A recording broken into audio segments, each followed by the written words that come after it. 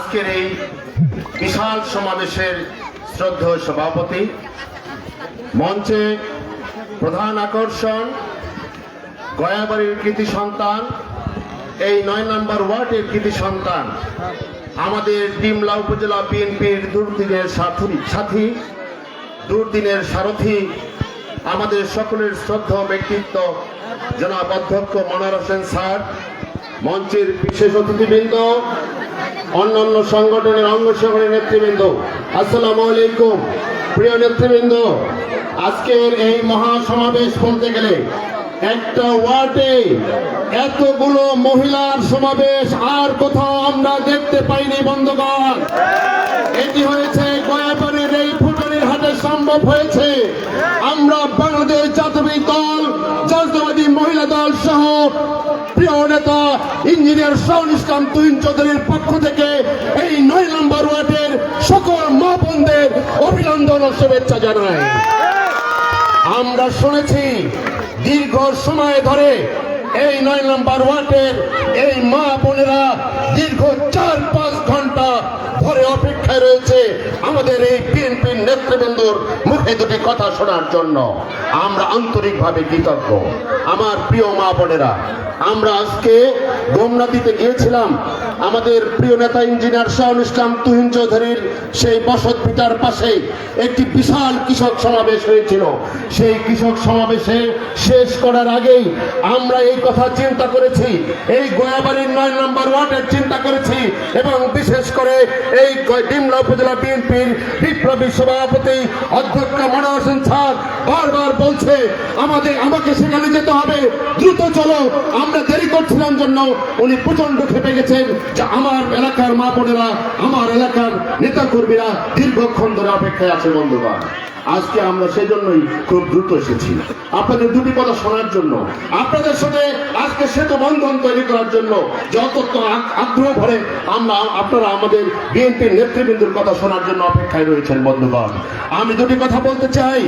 আমি এক মহিষী নারীর কথা বলতে চাই। এজন্যই বলতে চাই, আজকের এই মা বোনদেরকে সাক্ষী রেখে বলতে চাই, আপনারা জানেন দেশনেত্রী বেগম খালেদা জিয়া ৫ বারের প্রধানমন্ত্রী, তাকে তার বয়স প্রায় ৯০-এর কাছাকাছি, তাকে নির্মম ভাবে নির্যাতন করা হয়েছিল। আপনার সকল মা বোনেরা জানেন বন্ধুগণ। তাকে বাড়ি ছাড়া করেছিল, তাকে ঘর ছাড়া করেছিল, তাকে বিনা চিকিৎসায় মেরে ফেলার ষড়যন্ত্র করেছিল। কিন্তু রাখে আল্লাহ, মারে কে? তিনি এখনো জীবিত আছেন। আগামী দিনে বিএনপি সরকার গঠন করবে এবং সমাজ বাংলাদেশ গঠন করে দেশনেত্রী বেগম খালেদা জিয়া বাংলাদেশের সাধারণ মানুষের অফুরন্ত দোয়া এবং ভালোবাসায় জয়যুক্ত হবেন বন্ধুগণ। আমরা জানি, আমরাও জানি, এই ফ্যাসিস্ট হাসিনা, এই শেখ হাসিনার দলবল বাংলাদেশে আর নাই আছে।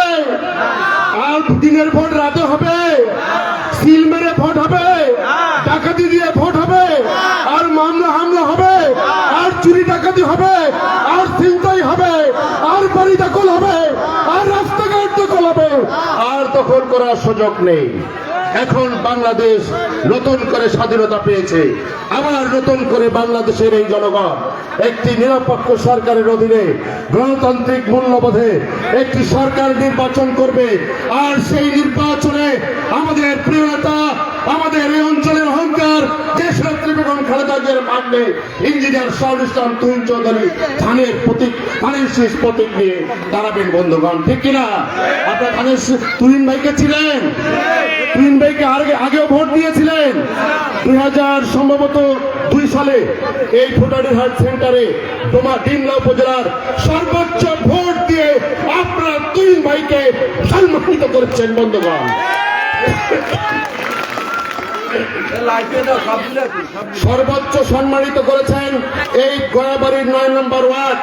আগামী যে নির্বাচন হবে, আগামী নির্বাচনেও ইঞ্জিনিয়ার শাহুল ইসলাম তুহিন চৌধুরীকে এই ধানের শীষ মার্কায় সর্বোচ্চ ভোটে ভোট দিয়ে আবারও আপনারা প্রমাণ রাখবেন যে গয়াবাড়ির এই ৯ নম্বর ওয়ার্ড শুধু নয়, গয়াবাড়ির এই ৯ নম্বর ওয়ার্ডে এই শিক্ষা গোটা থানায়, গোটা আমরা ডোমার ডিমরায় সারা বাংলাদেশে ধানের শীষ ভোট বিপ্লবের মাধ্যমে জয়যুক্ত করে দেখাবে। এই প্রত্যাশা রেখে সময়ের স্বল্পতার কারণে আর বক্তব্য বাড়াতে চাই না। আমাদের আজকে দুজন ব্যক্তি রয়েছেন, দুজন নেতা রয়েছেন, তাদের সংক্ষিপ্ত বক্তব্য শুনবেন। এই আশা রেখে আপনাদের সকলকে ধন্যবাদ জানিয়ে শেষ করছি। আল্লাহ হাফেজ।